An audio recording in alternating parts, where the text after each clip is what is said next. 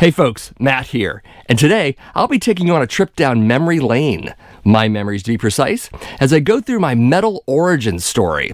I'll be talking about a lot of important albums that I discovered along the way, as well as some pretty cool stories, so you should definitely stick around.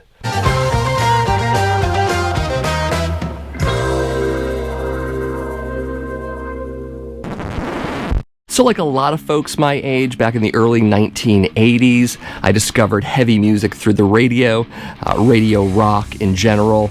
As a preteen, I wasn't really into rock music. In fact, I didn't have it in my house. I heard a lot of classical music.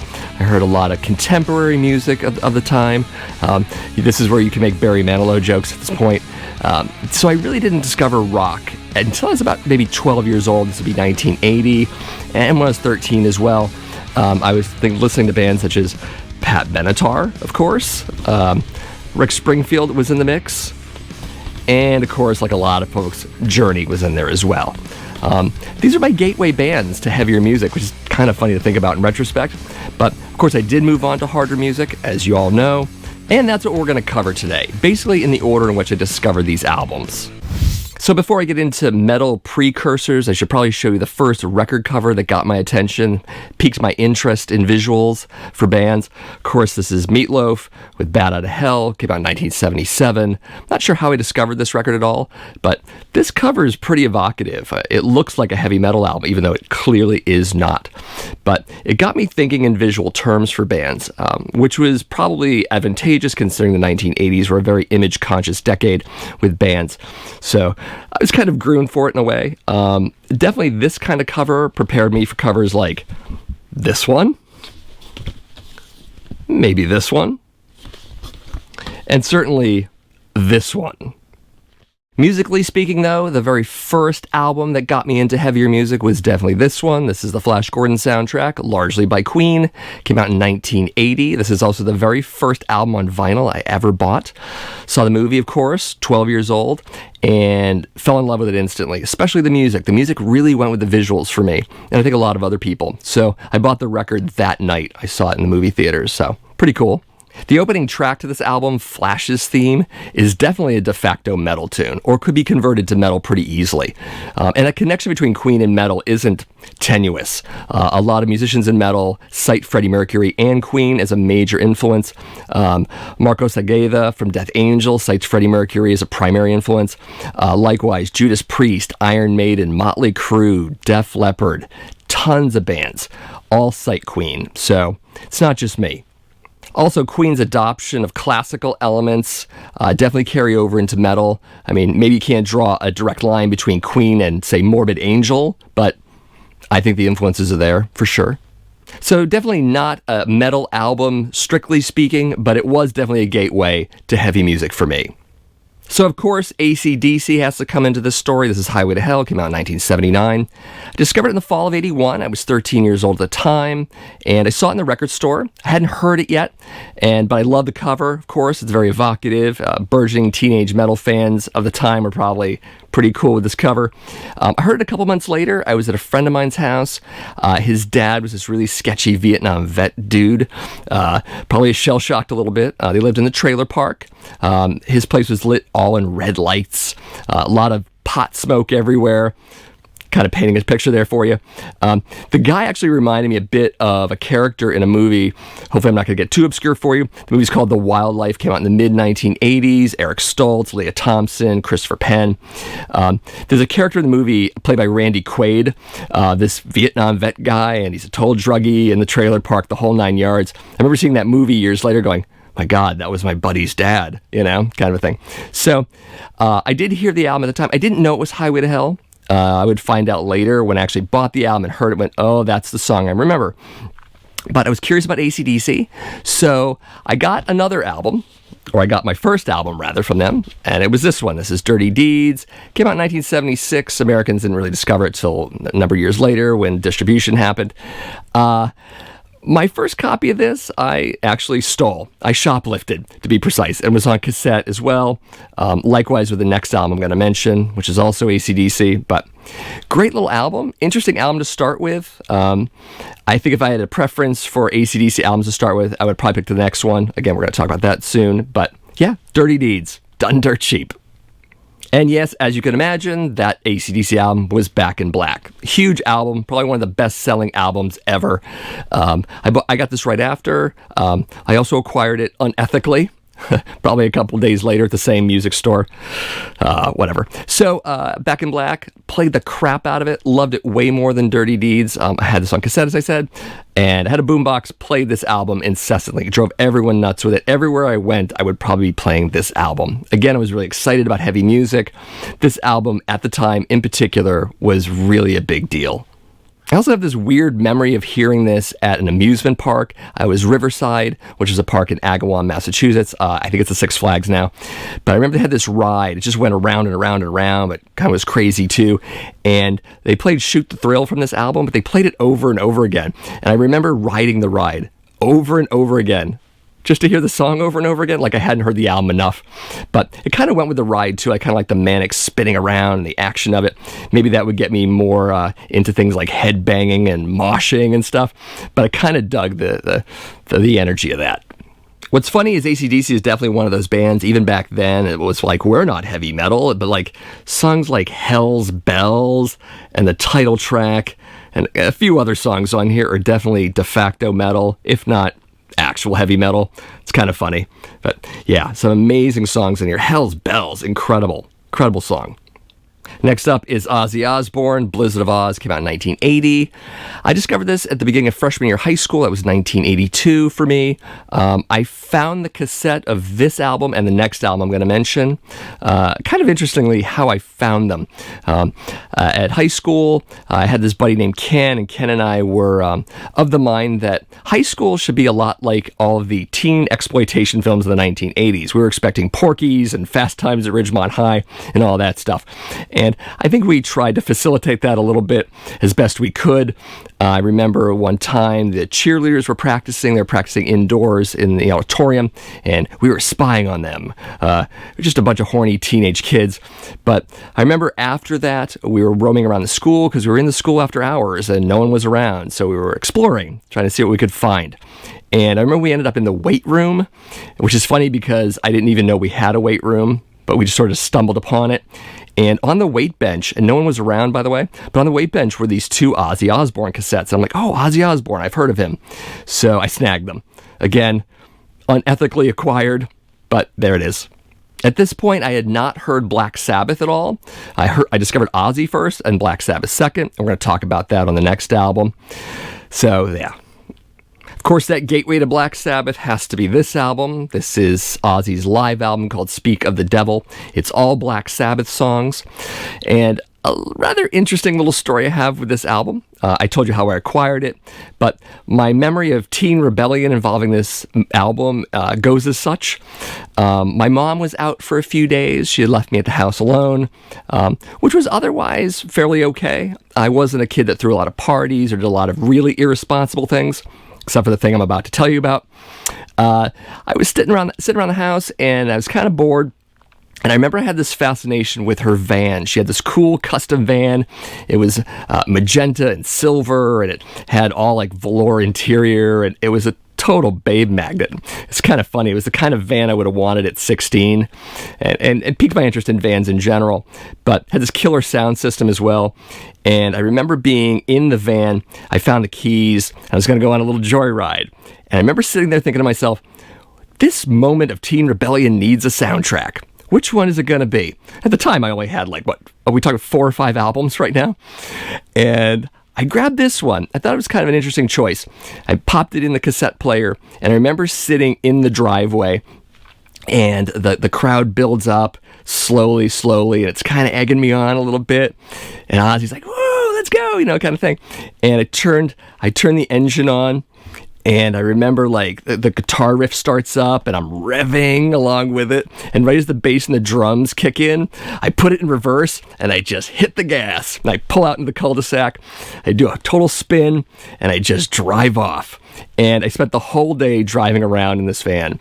And the funniest thing was that none of my friends were home, so I couldn't prove that I did this, but I was really excited about it. I was 14, and I remember I just went to the nearest town, and I went to some taco joint, and I played Dig Dug all day, and that was my moment of teen rebellion. But it had Ozzy in it, so I guess it's cool.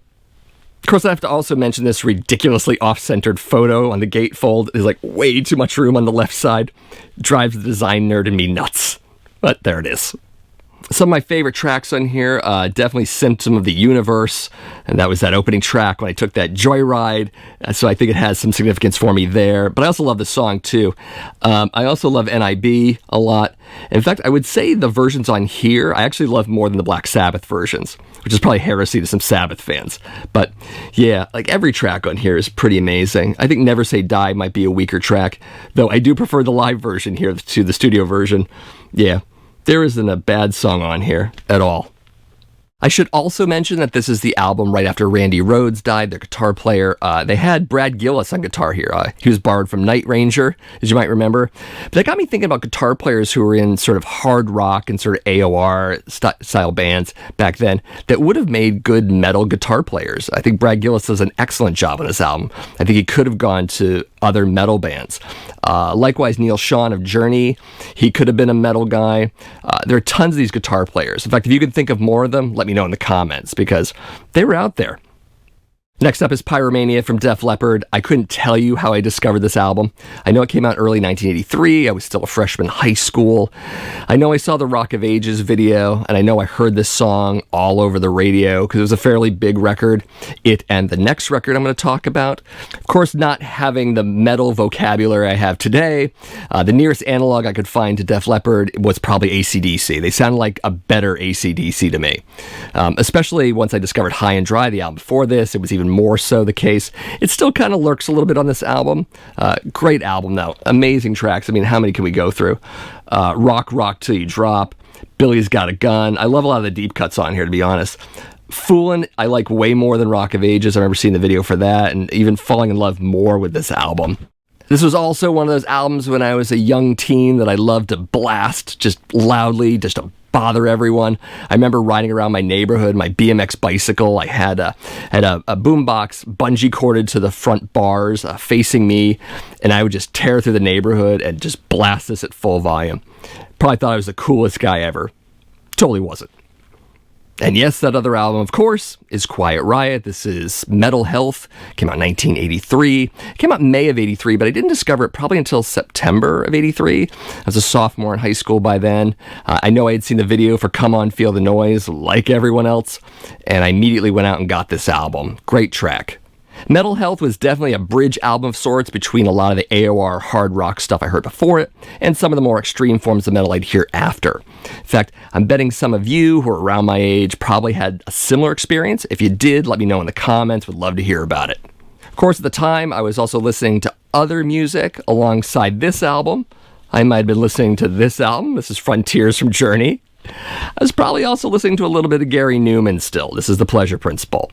So, a little bit of a mix of stuff. I think that's kind of expected when you're younger. But yeah, this album still wins out every time.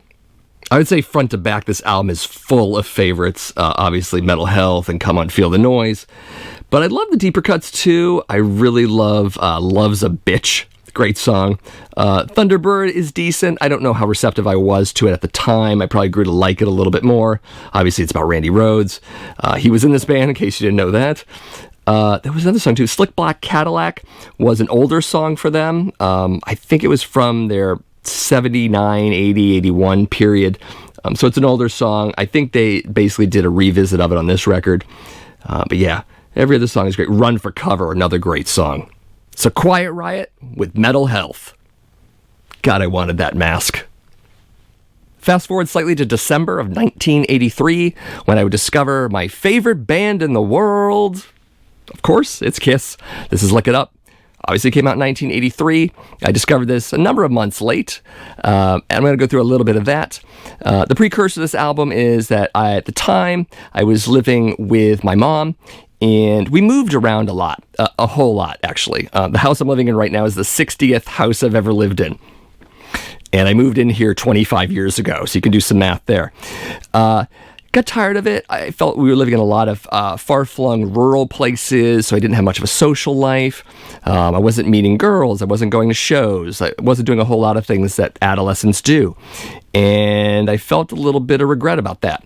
So we had to sit down. I talked with her. I'm like, I need my adolescence. I don't have one. You know, I'd like to go to concerts and chase girls and maybe try drugs. I don't know. You know, basically just experiment and have a good time and be a teenager. And my mother relented. So I moved back east with my grandmother. She lived in a big city.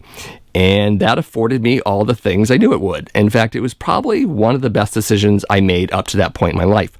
Probably hurt my mom's feelings, which really sucked a lot. I thought about that more as I got a little older and kind of regretted that. But at the time I didn't. I mean, teenage selfish impulses take over. You don't really think about other people's feelings sometimes when you're a teenager, which again, kind of blows. But it was a great thing to do for other reasons. And of course, those other reasons were discovering cool things like bands. And what happened with discovering this in particular was I was at my buddy Mike's house. We had sort of reacquainted. We knew each other in junior high school. And he had cable, but he didn't have MTV. He had a bunch of the other channels. And one of the channels he had was USA. And they had a show called Night Flight. In case you're not familiar with Night Flight, it was a fairly odd little program. They did air music videos and band interviews, but they also had a lot of weird avant-garde art house stuff in the mix, which is kind of interesting when you also put in heavy metal videos. I don't know how hip metal kids were to a lot of the other weird art house stuff. Be that as it may. So three things happened. First was I saw an interview with Kiss. It was definitely Creatures of the Night era because Vinny and Eric were in the shot. And I remember turning to my buddy Mike and going, who the hell are these two guys? Where's Ace and Peter, right? And he looks at me like, don't you know they're gone? I'm like, no, I don't. I'm a sheltered kid. I don't know these things. So second thing we saw was the video for I Love It Loud. And I was blown away. My jaw hit the floor. And I'm like, when did Kiss go heavy metal? And Mike again, he's rolling his eyes at me. He's like, come on, man, right? And the third thing was the video for the title track of this album. And of course, if you've seen the video, they do these pan shots of their legs and feet and whatnot. You don't see their faces until the chorus when the camera swings up and reveals them. And that's when I found out that Kiss had taken off the makeup. And I look at Mike again and I'm like, what happened to the makeup? And he just gives me this whole like, have you been living under a rock all these years? And I'm like, yeah, I was a heavily sheltered kid. I didn't know any of this. So pretty excited about that. I was excited this band kind of went metal. So I went to Strawberries Records and Tapes and bought the albums. And this one and the one we're going to talk about. Obviously, you know which one we're going to talk about next. Telling this part of the story a little out of order. This is after seeing the videos, but before I bought the albums. I was hanging out at this place my aunt had worked at. Her and two other people were working as kind of counselors of sorts for troubled kids. Kids who were needing help with high school or finding a trade or something like that. It was a really small place. Like the clientele was maybe 6 or 7 kids. And they were all metal kids. And my aunt was like, hey, why don't you hang out with me for the day? There's some kids into the same music you're into. And of course, I had just gotten back into Worcester, so I was excited to meet metal kids because I didn't know any. So I was hanging out with these kids and all delinquents, of course. And one of them had a boombox and one of them was playing this album. And I'm like, hey, that's Lick It Up. I know that album. So we heard that album in its capacity, its full capacity, and also Creatures of the Night. He had that tape as well. And I was like, this is it. I got to go buy these albums. So there was a Strawberries Records and Tapes literally 2 blocks from the building. So I immediately walked out the door, bought the 2 albums, came back, totally excited. Now, this might have been more the case later, but Lick It Up, the title track of this album, is actually the most commercial mainstream song on here. It's actually all the other cuts that are pretty amazing. My favorites back then, and probably still now, Not for the Innocent, amazing song. I don't know if you've ever heard the demo to that where Gene and Paul sing it. You should probably track that down. It's pretty great. Fits Like a Glove, still a great song. Back then, I did like Dance All Over Your Face. I think that was more for the 15-year-old me. Doesn't hold up as well now. And other songs. And I still love All Hell's Breakin' Loose, regardless of the rap parts. I know a lot of people have a problem with that. I don't. But yeah, great album. Of course, as I said, I bought another Kiss album, and that album is this one. Of course, this is Creatures of the Night, came out in 1982. This is that other album I got, and it's often kind of difficult to decide which one I like more sometimes. I tend to gravitate to this record more than Lick It Up, but there are years where Lick It Up becomes the slightly better album for me. This was otherwise a blind buy. I mean, I heard I Love It Loud, but that's it. And I was really pleasantly surprised by this album, hugely so. War Machine, between War Machine and I Love It Loud, I was like, sold. Amazing album. But the title track is pretty great. Killer is great. Saint and Sinner. I really like Gene's material on this record a lot. I'm not sure how long it took, many years probably, until I found out that Ace Frehley doesn't play a note on this album, even though he's right there. Largely it's Vinnie Vincent, but there's also a lot of other sessions musicians. I'm sure Bob Kulick's in there somewhere. I think Rick Derringer's on a track. Other people too. Paul can't even remember who did what. I remember reading that in an interview. But yeah, still a great album. And I always know the Vinnie songs. I can hear them. Next up is Twisted Sister with You Can't Stop Rock and Roll. This is their second album, 1983. I also heard this song and saw its music video the same night I heard and saw Kiss. Pretty great album. Stay Hungry came out after this. That was the big hit album. I wasn't as impressed with Stay Hungry, at least immediately. I was expecting this album. It's more raw, it's more aggressive than that album. And I think that happens with a lot of albums, a lot of bands rather. You get into them earlier and then you hear their mainstream stuff and you're like, I don't like this as much. I grew to like Stay Hungry more as time went on. But this album has always been a constant for me, always amazing. I can hear it to this day and still feel great about it. This record also laid into a lot of the teen rebellion that I was going through. Perhaps superficially, I don't know. I mean, I was a middle-class kid, was a little bit bored, a little sheltered, so I don't really know what I had to rebel against. But, you know, you feel that urge anyways as a teenager. And this band definitely facilitated that. I also like that they were kind of a gang. If you see the video, you can see they're dressed in denim and leather, and they've got kind of biker gang patches on the back, and I loved that look. I immediately affected it. I definitely got the jean jacket and ripped the sleeves off of it and got the leather and all that stuff, spikes and hair and all that. Loved it. Loved the image. I remember when I first heard this album, I thought back to the van story about what would I listen to at that moment of going for that joyride. And I think if I had had this album first, I probably would have gone with The Kids Are Back. Definitely has that same sort of slow build up with the clapping or the foot stomping or whatever the hell it is. And yeah, that would be the song for sure. Of course, the title track, as I mentioned, amazing song. Other songs on here too. I really don't know if there are any weak tracks. Maybe You're Not Alone, the ballad is so-so. But yeah, other than that, everything else is pretty fantastic. I should probably discuss how I got this particular copy of this record. It wasn't that long ago. I had it on cassette for the longest time as a kid. But I found this at a record fair about 5 years ago here in Burlington. It was the Burlington Record Fair at Nectar's. And my buddy Eric had come up from Worcester and we were hanging out. And he loves vinyl too, so we went to the record fair. And there was this great dealer from New York City. He had all this great metal, some of it sealed, including this record. Not only was it sealed, it had the Nice Price sticker on it. Those are those stickers at the time. They were either Nice Price or Super Saver or whatever. And then it also had a Strawberries Records and Tapes price tag on it, right about there. It said $6.99, and I thought, this is from 1983, and no one's ever opened it. Got it home, was so excited. I remember opening up, looking at Eric going, I'm the very first person to open this record. Felt good. Put it on the turntable. I was also like, I'm the first person to ever listen to this. I don't know why I felt so self-righteous about it, but it's pretty excited. Again, it's a great album. I think I'm just as excited about it now as I was back then. It's really that good. So we should get back to Black Sabbath. Of course, this is Master Reality, came out in 1971. I did not discover it in 1971. I would have been 3 years old at the time. But so the Black Sabbath story goes, of course, I heard Speak of the Devil. That was definitely my gateway to Sabbath. So I went to my buddy Jim and I was like, what's a Sabbath album I should listen to? And his mom or his dad, I can't remember, had a copy of Paranoid on cassette. So he borrowed it from them and he lent it to me. And listened to it, and I really wasn't really blown away by Paranoid.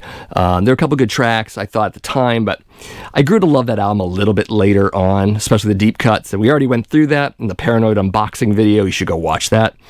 But that album didn't do it for me, and so I kind of waited on Sabbath for a while longer, and then I went to a record store, and I saw this record, and I'm like, well, let's try this one. Put it on. I was like, this is Black Sabbath. This is it. This is what I was expecting. This is what I wanted them to sound like. Because I had heard Speak of the Devil, too. So I had a bit of a reference point. But this album blew me away. I think this made me the Sabbath fan, for sure. So this is likely to sound cliche and stereotypical. In fact, it's going to sound stereotypical and cliche. This is the first album I smoked pot to. And what's funny about that is that I'm not a pot guy at all. I'm not really a drug guy. You know, as a kid, I might have tried a few things and then rode the high and then dropped it and moved on. Just wasn't that guy. In fact, I really hate pot now, to be honest. But, you know, to hear Black Sabbath for the first time, maybe it made a little bit of sense. So, of course, this album, I do love some of the hits. I love Sweet Leaf. It's funny that Sweet Leaf is the first song on the first Sabbath album I smoked pot on. I don't know if that's an accident. Maybe I was just like, oh, Sweet Leaf, let's try this stuff. But also Children of the Grave, great song. I do love other songs on here, though. After Forever kind of blew me away when I first heard it. Kind of like the lyrics, they're a little bit blasphemous. I probably heard Venom not too far after this, so maybe this led me to that. And Into the Void, great song. Ex-Hoarder do a great cover of Into the Void, by the way. You should probably check that out. But yeah, every song is good. I don't know about Embryo and Orchid, the instrumentals. They're okay, but yeah, I could take them or leave them. So this is probably in my top 3 or 4 favorite Black Sabbath albums ever, though there are times where this is probably my favorite Black Sabbath album. And I don't think that's because this is the first album I bought from them. There is some significance to that, of course, but I don't think that's the reason. I think this is just a really great album. So if we're going to talk about one Black Sabbath album, we should talk about another. This is We Sold Our Soul for Rock and Roll. It came out in 1975. It is a compilation of songs up to a point. We're going to talk about that in a little bit. I discovered this album at a record store. I went to Strawberries Records and Tapes one more time, and I talked to the clerk, and I said, I'm really into Black Sabbath. What album should I get next? And he pointed me to this one. And it is a good taste of Sabbath, again, up to a point in time. The one thing I'm not really excited about, besides Changes, which is a kind of whatever track, is that the only song from Sabotage on here is Am I Going Insane? And I'm like, that's literally one of the weakest songs on Sabotage. Like, you couldn't do Hole in the Sky, you couldn't do Symptom of the Universe. They're amazing songs on that album, and that's really not one of them at all. So years later, I would find Sabotage, probably when I was about 17, and be like, there are so many better songs on here. Why weren't any of these on there? So there's that. Of course, I even love the weirdo gatefold picture. Yeah. Anyways, great tracks on here. All the hits are on here. Again, it's a good starter album if you're becoming a Black Sabbath fan. You should probably get this. Next up is Van Halen with 1984. You can probably guess the year it came out. This wasn't the first time I heard this band. This is the first album I bought from them, but the first time I heard them, we go back maybe 2 years earlier to 1982. I had rented the movie Night Shift. For those who remember that movie, it was Ron Howard's directorial debut. It's a comedy. Henry Winkler and Michael Keaton play morgue attendants who become pimps, and the hilarity ensues. But one track on there was Van Halen's cover of You Really Got Me. It's in the scene where the frat party is happening in the morgue. And I think at the time I thought, wow, what a cool rock song. Amazing. I don't think I really looked up in the credits, though, that it was Van Halen and it was You Really Got Me. But it was kind of in the back of my brain a little bit. But when I discovered Van Halen this record, obviously Jump was the first single. And I'll tell you, I hated Jump. Still kind of do. It's not a great song. But it took the other songs like Panama and Hot for Teacher to sell me on this record. So then I bought it. And then I went back. I was watching Night Shift again. And I heard the song You Really Got Me. And I'm like, wow, this is even better. So I went out and I got the first album, then I bought all the other interim albums, including Diver Down, Diver Down, not a good album. But this one, quite a bit different. Definitely dug it. Of course, this is the last album with David Lee Roth before he went to do his solo career, and they got Sammy Hagar, and can't even do that. In fact, I actually saw Van Halen in 1988. I saw a lot of other bands. I was there for those bands, and then Van Halen came on, and I was like, I'll watch one song, which I did, and then I left. Anyways, Van Halen, 1984. And of course, we have to talk about Shout at the Devil. Motley Crue, 1983. This is their second album. You can see the glossed pentagram on the cover. definitely caught my eye. What caught my eye initially, though, with this album, how I found out about it was in Circus Magazine. At that time, I was buying the metal magazines and getting more and more curious about heavy metal. This is probably November of 1983 at this point, and I saw the magazine ad for this album, had this cover, you got to see these awesome guys in their great outfits, and I was hooked. I'm like, I have to own this goddamn album. This is amazing. I didn't find it until January of 84, interestingly enough. I don't know why that is, but this is definitely that album for me. I mean, look at them. Goddamn supervillains. But they're in a band. Amazing. The 15-year-old me wanted to be these guys right away. It might also be interesting to point out that the CD issue of this album that came out a few years later didn't have this cover, sadly enough. I don't know if the PMRC got to them or to the industry, I don't know. But it had a picture of the four of them on the cover instead, which is totally lame. It should be this cover. This is the one. Looking at the tracks, of course, the album starts with In the Beginning, with narration by Alistair Fiend. All right, kind of bought into it. Great intro, though. Going into Shot the Devil. Shot the Devil is always an interesting song because I think a lot of people are like, oh, they worship the devil. And I'm like, they're not shouting with the devil. They're shouting at the devil. So, again, misguided parents not paying attention to songs. Ozzy probably dealt with some of those folks for sure. Looks That Kill. Great. I love the video to Looks That Kill. The girls in the cage and the spiked room, and amazing. Probably one of my favorite songs on here is Knock 'Em Dead Kid. It's a deep cut, but I love that song a lot. 10 Seconds to Love, still a funny title. That says 10 Seconds Till Love, a little typo on the back there. It's interesting. 10 Seconds to Love. Is that really something to brag about? I don't know. But also the cover of Helter Skelter, amazing. I still miss having that picture disc, by the way. There is a picture disc for it, got a great poster and stuff with it. Track that down if you want it. But yeah, everything else, amazing. And it ends with Danger, which is just a nice album closer. The funny thing about Motley Crue is that each album was very different from the other. I mean, you started with a band that was kind of garage punk, then you go to heavy metal for this album, and then glam rock for the next album, and kind of blues-based rock for the next album. This is really the sweet spot for me in Motley Crue, and I think a lot of folks of my generation that were into heavy metal in the 1980s probably agree. For sure. This is Motley Crue. Shout at the Devil. At this point, it's January of 1984, and this is the year where my metal discovery went totally in overdrive. I bought tons and tons of albums. Of course, Tooth and Nail from Dawkins, Wasp's debut album, incredible record. A little bit of Rat, Out of the Cellar, of course. But these albums also got me into more extreme albums. Obviously, I discovered Metallica soon after, and then, of course, Slayer, Venom, can't forget Venom, and Anthrax. Speaking of which, I'm thinking about doing a part 2 to this video, basically exploring my metal origin story, exploring thrash metal. It obviously starts in 1984 and picks up later. Let me know in the comments if that's of interest, because that's really the only way I'm going to do it. If you actually tell me, hey Matt, I want you to do it. And that's my metal origin story, at least the early years. If you like this video, definitely give it a like. Also share the video with your friends. Subscribe to the channel if you haven't already done so. This is the Accusation Network. I do metal vinyl collecting videos once or twice a week. Check out the playlist, check out the videos, and all of that. Also, I'd be very interested in hearing your own metal origin stories, like how you discovered heavy metal, whether it was in the 80s or the 90s or even last week. Definitely tell me your story in the comments. Let me know. Also, you could make a video. That'd be fantastic. Definitely think about it. Make a video. You can post the URL here in my comments. I'd love to watch it. So thanks for watching, and I'll see you in the next video.